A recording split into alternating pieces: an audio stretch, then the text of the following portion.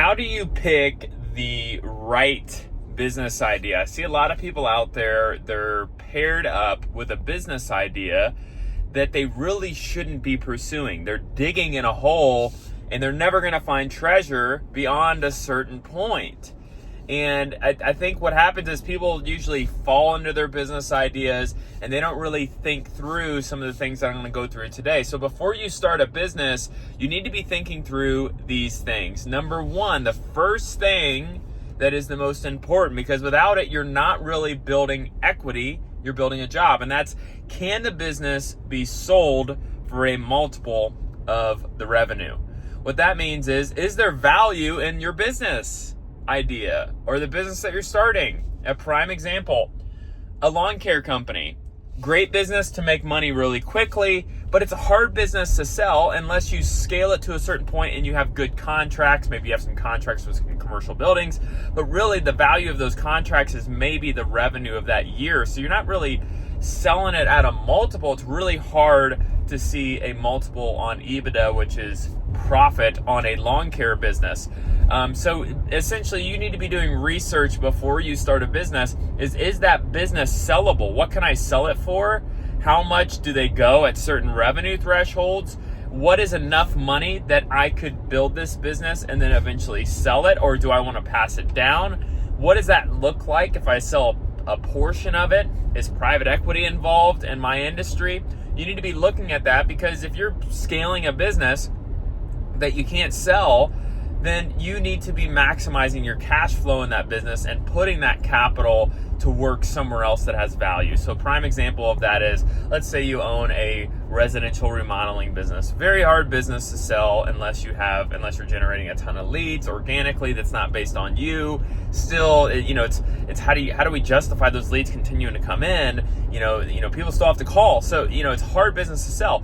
But if you're good at residential remodeling, you take the money that you make, so maximize your profit in that business, take that money, put it in something that can be sold. And that means, okay, well, if you're good at remodeling, go buy real estate that needs to be fixed up, fix it up, and sell it or rent it out. So you basically use your skills to multiply the wealth, because if not, you're not getting the second nut. And what I mean by that is, hey, I'm scaling my business, I grow it, I also am able to sell it at a multiple of my efforts. Well, if you have a business that you can't sell at a multiple of your efforts, then you're really just working a high-paying job that has a little bit more risk than a normal job.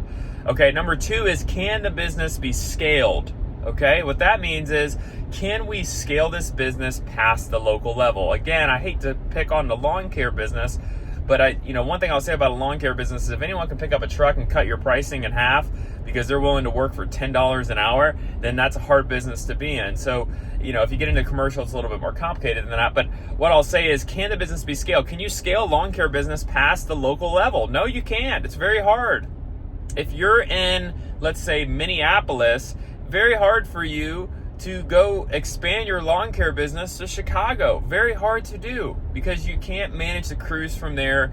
Things get very hard to manage. You don't see that many nationwide lawn care businesses other than franchises, because it's very hard to manage from afar. So can the business be scaled? And then the reason you're looking at that is because you need to set your bar higher.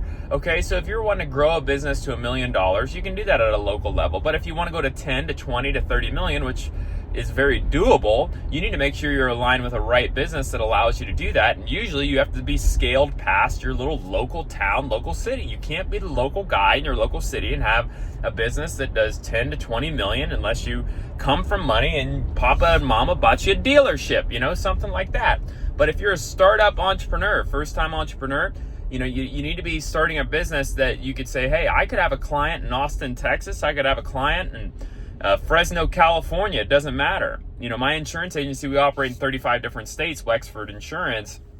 That allows us to scale our business past the local level. The next thing, number three, is just as important as the first two. It's, does the business match your lifestyle? Okay. the lifestyle that you want, the lifestyle that you dream of. If you want to travel, you want to be able to work from anywhere, you want to be able to work for a couple weeks out in LA or a couple weeks down in Florida or over in Italy, you want to be able to work remote and do those things. Make sure you start a business that doesn't require you to have to physically be there. Again, home services, lawn care, you need to be at the job sites, you need to be looking it over. That's a hard business to match your lifestyle if that's what you want. Do you want to be home all day? Do you want to be able to work from home? Do you want to be with your family? If that's not a big value to you, then you can start a business where you're going to be gone from 8 to 5. Just make sure you write down what you're looking for so that pairs with the business that you're looking to start. Because a lot of people are like, man, I'm stuck with this business. I'm gone all day long. I never get to spend time with my family. It's not worth it. Well, that's why people fail in business. It's a lot of time because it doesn't fit their lifestyle. So make sure the business fits your lifestyle, because if it doesn't, you're going to quit and you're going to give up, okay? Another thing is, can the business be, I'm trying to think here, can the business be sold? We already talked through that. But I mean, really, when you're thinking of businesses and business ideas, the biggest thing you want to look at is writing down what your guidelines for that business is. Because if you can define what that is, and in my book I go through I think 6 different things, and I can't really think of them right now because I'm driving, trying to fit in time for some content because I've been so busy. But if you download my book, and I'll have a link below, my book's only $5. I go through how you chart each business idea, how you give each business idea a number, and you chart it up, and you basically go through 200 business ideas, and at the end of the 200 business ideas, you usually have a top 5 of the highest score, and then that's where your business ideas align with what you want.